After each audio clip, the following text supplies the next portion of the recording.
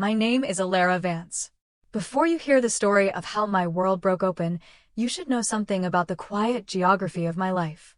I grew up in Port Blossom, a city that clings to the coast like a barnacle to a ship's hull, beautiful, historic, and stubbornly resistant to change. Our family home was a testament to that, a sprawling heritage house on a street lined with ancient oaks, its paint perpetually peeling in the salt-laced air. It was a house that demanded constant care, a house that was more of a museum to a past we couldn't afford than a home we could live in. I've always been a restorer by nature. My work, my entire being, is dedicated to finding the beauty in what is weathered and worn. I work for Viridian Preservation, a small firm that breathes life back into the city's forgotten architecture. I spend my days with the ghosts of old buildings, tracing the lines of cracked frescoes and reinforcing tired foundations. I understand the language of stress fractures and the slow erosion of time. Perhaps that's why I was so good at holding my family together. I saw the cracks in our foundation long before anyone else did, and I spent my entire adult life quietly, diligently, plastering over them. My sister Stella is my opposite. Her name, meaning star, was a self-fulfilling prophecy. She was born to shine, to be admired from a distance, a celestial body whose gravitational pull warped our family's orbit entirely around her. While I was learning the patient art of preservation, she was mastering the fleeting art of presentation. Her life was a curated collection of sun-drenched moments, her career a nebulous constellation of brand partnerships, and a lifestyle blog that preached a gospel of effortless beauty. She was, and always had been, the golden child. I was the bedrock she stood on, unseen and unacknowledged. I understood my role. I was the quiet one, the steady one, the one you called when the plumbing burst or the credit card was declined. I was the daughter of duty. Stella was the daughter of dreams. I never begrudged her this, not really. I just wished, in the quietest corners of my heart, that someone would occasionally look down from the star and see the solid ground that made her light possible. That brings me to my graduation. After years of night classes and weekend study sessions, juggled between my full-time job and the endless, silent financial transfusions to my family, I was finally receiving my master's degree in architectural history. It was a degree I had earned in stolen moments, fueled by lukewarm coffee and a deep, abiding love for the stories stone and wood could tell. For once, I wanted a day that was mine. A small celebration, a moment of acknowledgement. My parents, however, saw it as an occasion for performance. They insisted on a party in the garden of that grand, decaying house. The air was thick with the scent of late spring roses and the polite, murmuring laughter of their friends, people who knew me only as the other daughter. Stella, of course, was radiant, flitting between guests like a butterfly, her laughter echoing above the string quartet my mother had hired with money I'd sent for the property taxes. I stood beside a table laden with champagne flutes, a stranger at my own celebration. My partner, Liam, a man whose quiet strength had been my only true anchor, stood beside me, his hand a warm, steady presence on the small of my back. He knew. He saw the cracks. Then came the toast. My father, Richard, a man whose pride was as brittle as the old wood of our porch steps, raised his glass. The music softened. The polite chatter died down. All eyes turned to him, and then to me. I felt a rare, hopeful flutter in my chest. Maybe this time. Maybe today. To Alara, he began, his voice booming with a false heartiness that set my teeth on edge. He smiled, but it didn't reach his eyes. She finally did it. We never thought she had it in her, to be honest. A few nervous titters rippled through the crowd. I felt Liam's hand tighten slightly. My father continued, his gaze drifting over my head to where Stella stood, shimmering in a silk dress. It's a wonderful achievement, of course. But I think we all know who the real star in this family is. He raised his glass higher, a grand, theatrical gesture. The one who was born with the grace, the spark, the talent. You didn't deserve this success, Alara. Your sister did. The silence that followed was not polite. It was a suffocating void, a vacuum where all the air, all the joy, had been sucked out of the garden. Glasses froze halfway to mouths. Smiles withered on faces.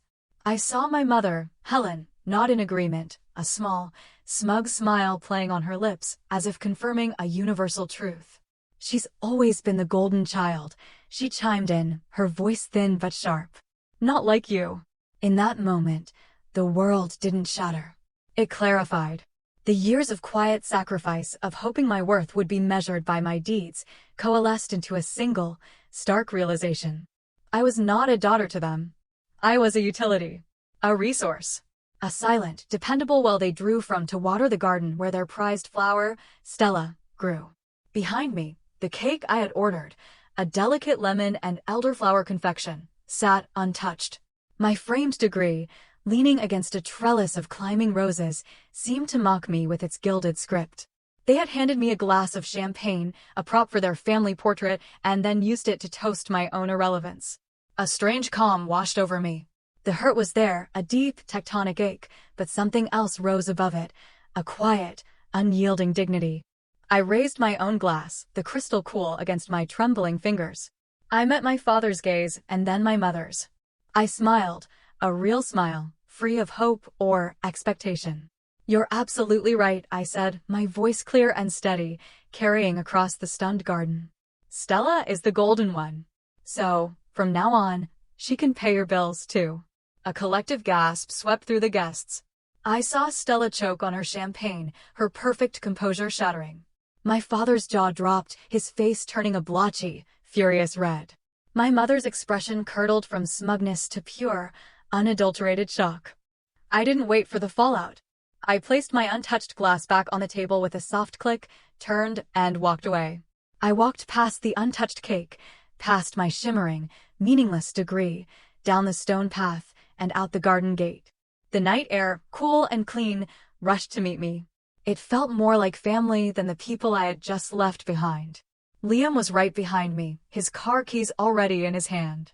He didn't speak until we reached the quiet street, the sound of the aborted party a faint, confused murmur behind us.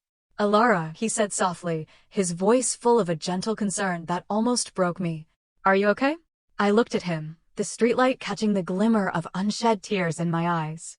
"No," I whispered, the word a small crack in the dam of my composure. "But I will be." Because in that moment, something inside me had indeed broken. Not my heart, not my spirit, but the chains of obligation I had mistaken for love. I was done. Done funding a life where I was a footnote. Done writing checks, both literal and emotional, to parents who saw me as nothing more than a line of credit. They wanted to worship their golden child? Fine. They could learn to live without my gold. That night, something shifted irrevocably within me. It was as if I had been carrying a massive, invisible weight for so long that I had forgotten what it felt like to stand up straight. Driving away from that house, I felt the lightness first in my shoulders, then in my chest. It wasn't the giddy flight of anger, but the profound, quiet relief of release. We drove in silence for a while, the city lights of Port Blossom blurring into soft watercolors through the windshield.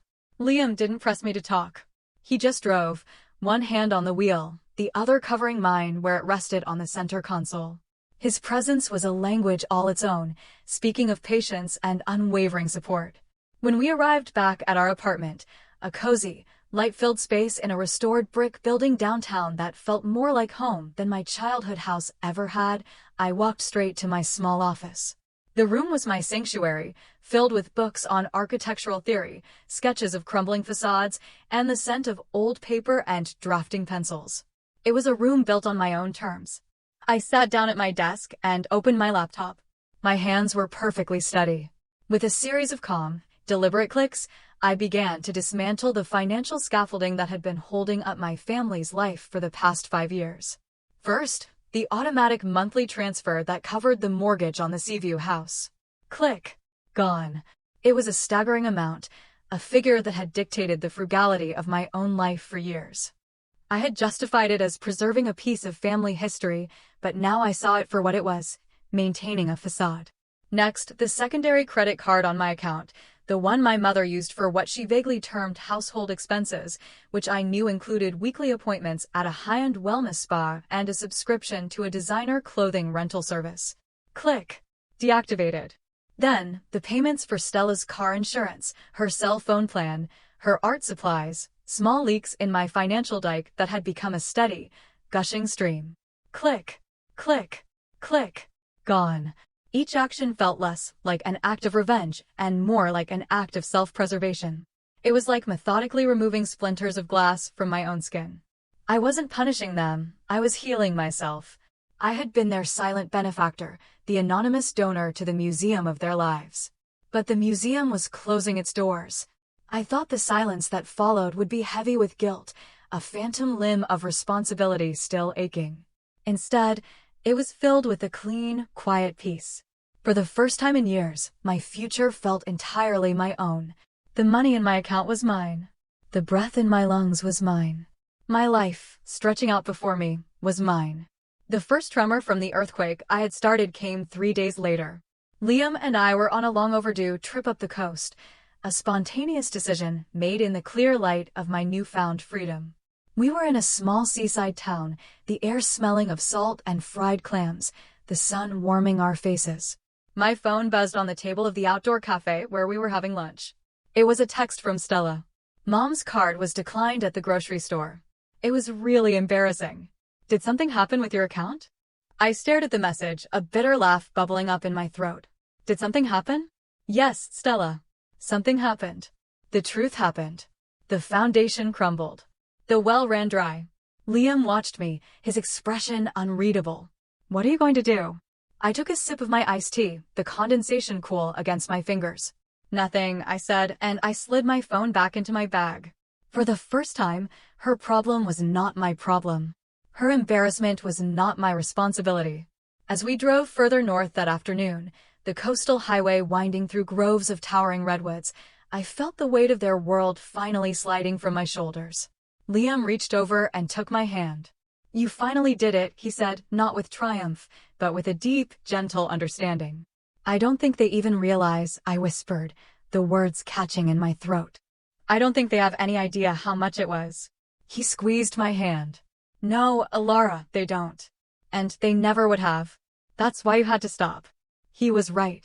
They had praised Stella's latest blog post about finding her authentic self on a trip to Bali, a trip I had inadvertently funded when I paid off my mother's credit card bill. They had celebrated Stella's artistic breakthroughs, made with expensive paints and canvases I had paid for under the guise of household supplies. They worshipped the glow of their golden child, never realizing it was a light powered by my quiet, consistent fire. And I had finally, decisively, blown it out. That night, the tremors became a full-blown earthquake. The call started while we were eating dinner at a quiet restaurant overlooking a misty bay. My mother called 12 times in a row. I watched my phone screen light up with her name, each call a frantic, electronic pulse of panic. I let everyone go to voicemail. Then came a text from my father. This is childish and petty, Alara. Grow up and fix this. Fix this. The 2 words that had defined my existence in that family. Fix the budget. Fix the broken appliance. Fix their moods. Fix their mistakes. I was so tired of being the fixer. The final blow came just as we were heading back to our hotel. A voicemail from Stella. Her voice, usually so smooth and curated, was ragged with tears. Alara, pick up the phone. Mom is hysterical. Dad is shouting. They're saying they don't have money for food. For the mortgage. What did you do? This is so cruel. You're tearing this family apart. Cruel. The word hung in the cool night air between me and Liam. Was it cruel to stop shouldering a burden that was never mine to carry? Was it cruel to expect 2 able-bodied adults to provide for themselves? Was their definition of cruelty simply the removal of my utility? Cruel was raising a glass at your daughter's graduation and announcing to the world that she was undeserving. Cruel was a lifetime of emotional neglect, punctuated only by requests for money. Cruel was expecting unconditional support from a daughter to whom you had only ever given conditions. Still, a part of me, the old, deeply ingrained part, ached. The fixer in me wanted to smooth it over, to make the crying stop. The pain in her voice felt, for a moment, like my fault. Liam saw the conflict in my eyes. He gently took the phone from my hand and turned it off. You didn't do this to them, Alara, he said, his voice firm but kind. You just stopped doing it for them. Back in the hotel room, I couldn't sleep. The echo of Stella's panicked voice resonated in my head. I sat by the window, looking out at the dark, churning ocean. I had to do one last thing. Not for them, but for me. I needed to make the invisible visible. I needed them to see the truth, not as an accusation, but as a record. I took out my laptop and logged into my online banking portal. For hours, I worked. I didn't just download statements. I created a ledger. Line by line, I cataloged 5 years of my life. October 2018, mortgage payment, Seaview House, $2,850. November 2018, emergency plumber, $670. December 2018, payment to Visa ending in 4028, Helen Vance, $1,500. On and on it went.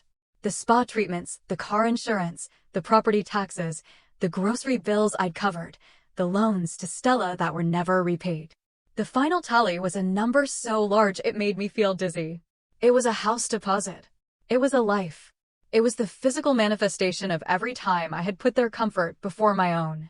I printed every page, the hum of the hotel's business center printer the only sound in the dead of night. I compiled it all into a thick, black binder. On the first page, I wrote a single, simple note. It wasn't angry or accusatory. It was just a fact. Here is the support you never saw. The next morning, on our way out of town, I stopped at a post office. I packaged the binder in a plain cardboard box and mailed it to the Seaview House. No return address. No signature. Just the quiet, damning weight of the truth, sent off to land in the silence I had created. Let them read it. Let them see, in black and white, the cost of their golden child. Let them feel, for just a moment, what it felt like to be completely, utterly unseen. The 3 days after I sent the package were the quietest of my life. The calls and texts had stopped. It was a silence that felt heavy, charged with the unspeakable things I had laid bare. I imagined the binder arriving, a thud on the antique console table in their entryway. I pictured them opening it, the rustle of pages, the dawning, horrifying comprehension. Or perhaps just anger. With them, it was always easier to be angry than to be wrong. Liam and I returned to Port Blossom and settled back into the gentle rhythm of our lives. I went to work, losing myself in the meticulous restoration of a 19th-century library, the scent of lemon oil and old wood a comforting balm. For the first time, my paycheck felt entirely my own, a reward for my labor, not a resource to be siphoned off. But beneath the surface of my new peace, a current of anxiety ran. The silence from my family was a held breath, and I was waiting for the exhale. It came on a Saturday morning. The sky was overcast, the air damp and cool. I was drinking coffee in our living room, sketching out a plan for a damaged ceiling rose, when the doorbell rang. It was an insistent, jarring sound that felt alien in our quiet building. Liam looked at me, his eyes asking the question. I knew who it was. I felt it in my bones. I walked to the door and looked through the peephole. My breath caught in my throat. There they were. My father, Richard, his face a thunderous mask of indignation, his hand gripping the brass railing of the stoop as if he wanted to tear it from the wall. And my mother, Helen, standing slightly behind him, her face pale, her usual perfectly coiffed hair looking slightly disheveled. She was wearing pearls I now knew she could no longer afford. They looked smaller than I remembered, stripped of the grand backdrop of their house. Here, on my territory, their authority seemed to evaporate into the misty morning air. I took a deep breath and opened the door. I didn't open it wide, just enough to block the entrance with my body. I leaned against the doorframe, a solid, immovable barrier. "Hello," I said, my voice even. My mother's eyes, wide and glossy with unshed tears, fixed on me. "Alara, can we come in? We need to talk." Her voice was thin, trying for civility but laced with a frantic edge. I didn't move. "We can talk right here. I'm not interested in being cornered in my own home, the way I was at my graduation." My father scoffed, a harsh, guttural sound. "Don't be so dramatic. You really think punishing us like this makes you a hero?" The accusation, once so powerful, glanced off me. "No," I said, my gaze steady and clear. "It doesn't make me a hero. It makes me free." I was vaguely aware of Liam moving to stand a few feet behind me, a silent, supportive presence. His being there wasn't about protection, it was about witness. He was there to ensure I didn't forget the woman I was becoming. "You're blowing this entire thing out of proportion," my mother said, her voice rising. "We were just trying to motivate you, to give you a push." A laugh, humorless and dry, escaped my lips. "A push? Humiliating me in front of 50 people was your idea of motivation. We didn't mean it like that, she snapped, her composure cracking. You always twist everything, Alara. You always have to be the victim. There it was. The familiar, flickering flame of gaslighting, the one they had used to illuminate their own narrative for years, casting me in the shadows. I folded my arms. Did I twist the mortgage payments? Did I twist the thousands of dollars on your credit card? Did I twist the fact that for 5 years, your lives were subsidized by the daughter you called a disappointment? A shocked silence fell between them. They had no script for this. They had come expecting contrition, or at least a negotiation. They had not come prepared for the truth, delivered so calmly, so matter-of-factly. The binder. My mother whispered, her hand flying to her throat. That was monstrous. No, I corrected gently. That was bookkeeping. The monstrosity was in you never wondering where the money was coming from. You didn't come here to talk. You came because your safety net is gone, and you're in freefall. My father's face, which had been rigid with anger, seemed to crumble slightly at the edges. The fury was a mask for fear. I saw it now. Deep, profound fear. She's your sister, my mother said weakly, a last, desperate grasp at the old argument. Stella needed our help. The words ignited a spark in me, not of anger, but of a fierce, protective love for the woman I was. And I needed parents, I said, my voice sharp and clear as glass. But I didn't have parents. I had dependents. My mother's eyes finally filled with tears, but they weren't tears of remorse. They were tears of panic. For the first time in her life, her golden child couldn't save her, and her workhorse had broken the harness and run free. Then my father stepped forward, his posture shifting from aggression to a strange, clumsy attempt at negotiation. What is it you want, Alara? Is that what this is about? Money? Do you want an apology? Do you want us to say you're the favorite now? I looked at him, truly looked at him, and felt a wave of pity so profound it almost buckled my knees. He didn't get it. He couldn't. He thought love was a commodity, a title to be bestowed. He was a stranger to me, and had been all my life. I want you to live the life you built, I said quietly. Without me. His face fell. The words landed in the space between us with a devastating thud. He had come here for a fight, for a transaction. He had no idea how to handle a withdrawal. I stepped back, ready to close the door. But there was one last thing. I held up a hand, and Liam, anticipating me, passed me a thin folder from the hall table. It was a copy of the ledger I had sent them. This, I said, holding it out, is for you to keep. A reminder of what I gave you. Every dollar, every sacrifice, every time I paid for your comfort while you paid me in criticism. My father stared at the folder as if it were a snake. He didn't take it. I placed it on the railing next to his white-knuckled hand. Then I stepped back inside. I didn't slam the door. I closed it softly, the latch clicking into place with a quiet finality. It was the sound of a chapter ending. Through the peephole, I watched them stand there for a long moment, two statues of disbelief on my doorstep, before they turned and walked away, leaving the folder behind. The confrontation left me shaking, not with fear, but with the adrenaline of a battle finally fought and won. Not a battle against them, but a battle against the part of myself that had always yearned for their approval. I had stood in the face of their anger, their manipulation, and their desperation, and I had not bent. I had not broken. I had simply held my ground. Liam wrapped his arms around me from behind, his chin resting on my shoulder. I'm so proud of you, he whispered into my hair. I leaned back into him, my body finally relaxing. They left the folder, I said, a little breathlessly. It doesn't matter, he said. You know what was in it. And now, so do they. We stood there for a long time, watching the gray morning light fill our quiet living room. The storm had passed. I had weathered it. And my house, the one I had built with Liam, the one built on love and respect, was still standing. The days that followed were filled with a fragile, tentative peace. I no longer checked my phone with a sense of dread.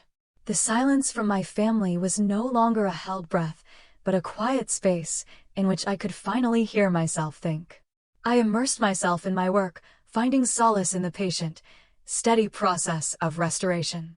As I carefully pieced together a shattered stained glass window at the library, I felt like I was doing the same for myself, gathering the broken shards of my past and arranging them into a new pattern, one that let the light through in a different way. Then, one night, well after midnight, my phone lit up the darkness of our bedroom. The name on the screen made my heart hammer against my ribs. Stella. My first instinct was to ignore it. What more could be said? But a deeper, quieter curiosity compelled me. I slid out of bed, careful not to wake Liam, and walked into the living room, the cool hardwood floor a shock to my bare feet. I answered the call, my thumb hovering over the screen for a moment before pressing down. "Hello," I said, my voice barely a whisper. "Alara." Her voice was a wreck. It was raw and broken, stripped of all its usual polish and melody. It sounded like she had been crying for hours, or maybe for days. "Alara, I'm so sorry." I didn't respond. I just stood by the window, looking down at the sleeping city, and listened. "I didn't know," she choked out, the words tumbling over each other in a rush of shame and disbelief. "I swear to God, Alara, I had no idea it was all you." "I didn't know." Silence stretched between us, thick with the weight of years of unspoken things. I thought Dad was helping you out," she continued, her voice cracking. "He told me you were doing so well. That you'd married a wealthy man, that Liam was carrying you, and that Dad was giving you money from his investments to help with the house. He made it sound like you were the one being supported." A hollow, mirthless laugh escaped me. "Is that what he said?" It was so perfectly, diabolically their narrative, to paint my success as someone else's achievement, to erase my hard work completely. "I was so stupid," she whispered. "I believed it because I wanted to. I was so jealous of you, Alara." The admission stunned me into stillness. "Jealous? Of me?" "You had everything that mattered," she explained, her voice thick with tears. "You had a career you loved, something real you were building. You had this beautiful little life that you made for yourself. You had Liam, who looks at you like you're the only person in the room. I had followers. I had free stuff. It was all so empty." Her voice dropped lower, full of a self-loathing I had never heard from her before. "I wanted to believe you were just lucky, that you had it easy, because if I admitted that you worked for it, that you earned every single piece of it, then I would have to look at myself and see that I hadn't earned anything. It was easier to think of you as privileged than to think of myself as a parasite." My throat tightened. A hard, painful knot I had been carrying for years began to dissolve. "They came home from your apartment," she went on, "and they were unhinged. Dad was furious, but Mom was just broken. They left the folder you gave them on the kitchen counter. I saw it this morning. I read it, Alara.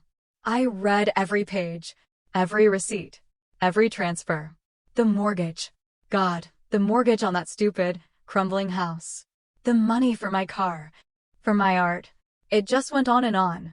She broke down then, a sob tearing through the phone. "You were paying for my life. You were paying for my life while they told me you were the one who needed help. They let me think I was the successful one, while you were quietly keeping us from ruin." The silence that followed was different. It wasn't empty. It was filled with the crashing down of a lifetime of lies. "They're a mess," she finally said, her voice steadier now, laced with a new, weary resolve. "Mom is trying to apply for loans. Dad is still pretending like it's all a big misunderstanding he can fix by shouting at a bank manager. They keep asking me what to do." "Let them figure it out," I said, my voice soft but firm. "I will," she said immediately. "I know. This is their mess. But I needed to tell you. I needed you to know that I see it now. I see you. And I am so sorry. For being blind, for being a coward, for letting them pit us against each other. For not being the sister you deserved." Tears I didn't know I had been holding back began to slide down my cheeks. They weren't tears of sadness, but of a profound, earth-shattering release. This was the apology I had been waiting for my entire life. Not from my parents, who were incapable of giving it, but from the one person whose blindness had hurt the most. "Stella," I said, her name feeling strange and new on my tongue. "I don't want your money," she cut in quickly, as if she could read my mind. "I don't want anything from you. If it's not too late, I'd like to try and start over. To be sisters, for real this time." I sat down on the sofa in the dark, the city lights twinkling below like a reflection of the shattered pieces of my old life. "Maybe," I thought, as the first light of dawn began to creep over the horizon, "maybe you could take the broken pieces and build something new. Maybe I wasn't as alone as I thought." A week later, we met. Not at my apartment, not at the Seaview house, but on neutral ground. A quiet, unassuming cafe downtown with worn wooden tables and the rich smell of coffee and old books. It was the kind of place I loved, and I wondered if she had chosen it for me. Stella walked in, and for a moment, I barely recognized her. The glamorous, curated shell was gone. She was wearing simple jeans and a sweater, her hair pulled back in a simple ponytail. Her face was pale and tired, her eyes red-rimmed, but they held a clarity I had never seen before. She looked less like a star and more like a person. "Hi," she said softly, sliding into the chair across from me. She offered a small, hesitant smile. I wasn't sure what to wear. Didn't want to look like I was still living on your dime. A small laugh escaped me. It wasn't a laugh of forgiveness, not yet. It was a laugh of sheer, exhausted irony. She reached into a simple canvas tote bag and pulled out a thin, spiral-bound notebook. She pushed it across the table toward me. "What's this?" I asked. "It's a start," she said. I went through my bank statements. My blog income, the money from brand deals. It's not much, but it's something. And I calculated everything. Every trip, every designer bag, every brunch they paid for with your money. Everything they gave me that was really from you. I want to pay you back, Alara. Even if it takes me the rest of my life. I opened the notebook. Her neat, loopy handwriting filled the pages with dates, items, and dollar amounts. It was a confession in the form of an accounting ledger. I flipped through a few pages, then closed it and pushed it gently back toward her.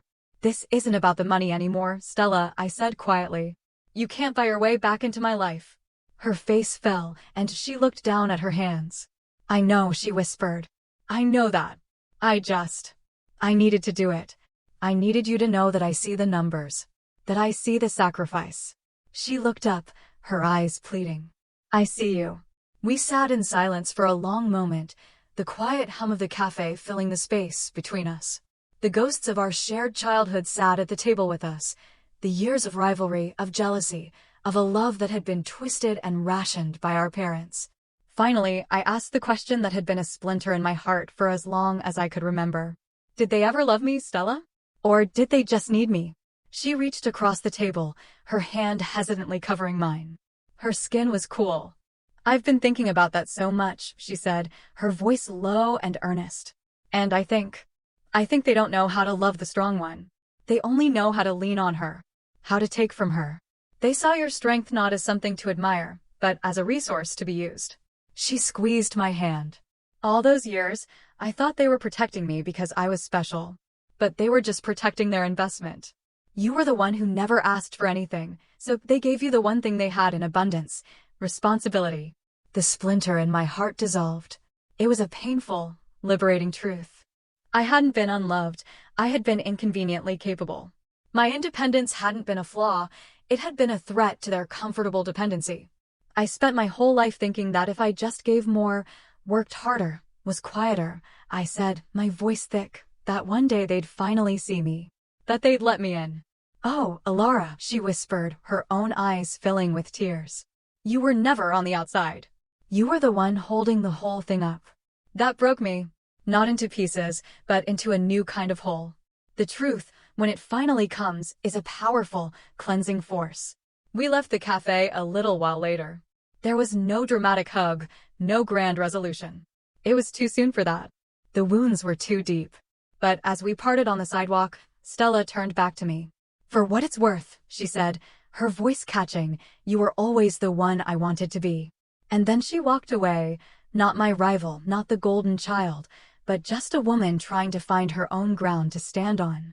For the first time, she was just my sister. The final piece of the old world fell away a few weeks later. The call came from an unknown number. I almost didn't answer, but a gut feeling told me I should. "Hello, Alara." The voice was my father's, but it was stripped of its usual blustering authority. It was thin, reedy, and shaky. "It's your father." I stood very still in my kitchen, a dishcloth in my hand. "I'm not calling to fight," he said quickly, as if afraid I would hang up. "I'm not calling to ask for anything. I'm calling because I'm scared." I waited, saying nothing. The silence was mine now. I owned it. "We're losing the house," he said, the words a quiet admission of utter defeat. The bank is foreclosing. Your mother, she's not well. She has panic attacks. She just sits in the garden all day. We're not okay, Alara. I felt a distant pang of something, not pity, not guilt, but the sad, hollow echo of what could have been. You raised a glass at my graduation, I said, my voice as calm and flat as a still lake. And you told me I didn't deserve my success. There was a long pause. I heard him take a ragged breath. I know, he said, his voice cracking. I know. I was angry. I was jealous, if you want the God's honest truth. You built a life for yourself without my help, without my approval. You didn't follow the path I laid out, and yet somehow, you became more than I ever was. It made me feel like a failure. I closed my eyes, absorbing the confession. It was the truth, finally. Ugly and selfish, but the truth. You told me Stella was the one who deserved it, I whispered, the memory still a fresh wound. He exhaled, a long, weary sound. I thought if I praised her, it would push you to try harder, to seek my approval. It was a stupid, cruel game. All it did was make me blind to the one child who was actually holding everything together. The silence returned, heavier this time, filled with the weight of his admission. What do you want from me, Dad? I asked, the question devoid of expectation. He was quiet for a long time. I could hear his shallow breathing on the other end of the line. I don't know, he finally said, his voice sounding old and defeated. Maybe forgiveness. A small, sad laugh escaped me. Forgiveness is something you earn, I said softly. It's not something I owe you. And honestly, I don't need anything from you anymore. Not even an apology. He started to say something, but I gently ended the call. Not with anger, not with cruelty, but with closure. I had spent a lifetime begging for a crumb of his love, and in doing so, I had starved myself. Now, I was finally learning to feed my own soul. Later that evening, Liam found me on our small balcony, looking out at the city lights. He wrapped his arms around my waist and handed me a glass of wine. Are you okay? He asked gently. I leaned my head back against his chest and took a sip of wine, the crisp, cool liquid a welcome sensation. The city hummed below, a symphony of a million different lives, all moving forward. Yeah, I said, a real smile touching my lips. For the first time in a very long time, I think I am. I had walked through the fire my family had lit with their rejection and their neglect. And I hadn't just survived. I had emerged on the other side, not burned, but forged. My shine wasn't for them. It wasn't for their validation or approval. It was for me. And this time, no one could ever dim it. 6 months later, I threw a party. It wasn't a graduation party or a birthday party. It had no official purpose other than to celebrate the quiet, beautiful life I was building. Our apartment was filled with the warm glow of candles and the low hum of happy conversation. Liam's jazz records played softly in the background. The guests were our chosen family, a small circle of close friends, colleagues who had become confidants, and Liam's wonderful, warm-hearted parents who had welcomed me as their own from the very beginning. There were no cameras, no performances, no expectations. Just laughter, good food, and the easy comfort of genuine connection. It was everything my graduation party was not. Stella came. She arrived early, looking healthier and more at peace than I had ever seen her. She'd gotten a job at a local art gallery, not a glamorous one, but one she was proud of. She was taking classes at the community college.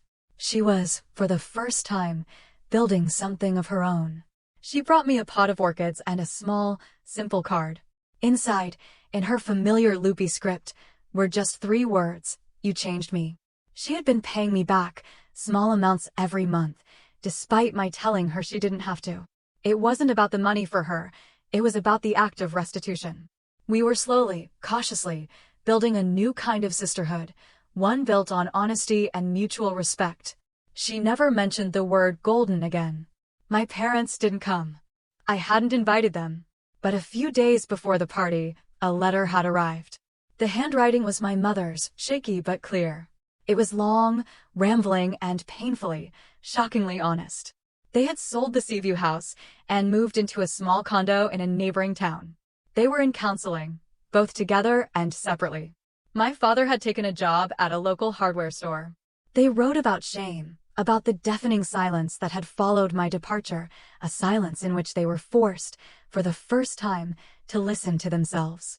They wrote about how their obsession with appearances had created a family that was hollow at its core. They didn't ask for forgiveness or for a place back in my life. The letter ended with a simple, stunning sentence: "Thank you for cutting the cord. You forced us to learn how to stand on our own." That night, standing on my balcony, the party a warm murmur behind me, Liam's arm wrapped securely around my waist, I looked out at the vast, twinkling expanse of Port Blossom. The air was cool and clean. "You still think about it?" he asked softly, his voice a familiar comfort in the dark. I took a deep breath, letting the peace of the moment settle deep into my bones. "Sometimes," I admitted. "But it's different now. The edges are smooth. It doesn't hurt anymore." I looked up at the night sky, a vast canopy of distant, glittering stars. I thought of Stella, no longer trying to be one, but finally content to walk on the earth. I thought of my parents, learning to live in a smaller, truer world. And I thought of myself. "I realized something," I said, turning to look at Liam, my heart full of a quiet, unshakable love. "They spent my whole life trying to bury me. They buried me in responsibility, in criticism, in the shadow of my sister. They thought shame was a grave." I smiled, a slow, sure smile that came from the very core of my being. "But they didn't know I was a seed. They planted me in the dark, and I used it as soil. I grew. I became someone they couldn't control, couldn't define, and couldn't diminish. The golden child? That title means nothing to me now." I leaned my head on his shoulder, feeling the solid strength of him, the unwavering foundation of our shared life. "I'm not gold," I whispered, more to myself than to him. "Gold is soft. It's decorative. It's something to be possessed. I was forged. And I don't shine because they finally gave me permission. I shine because I was made in the fire,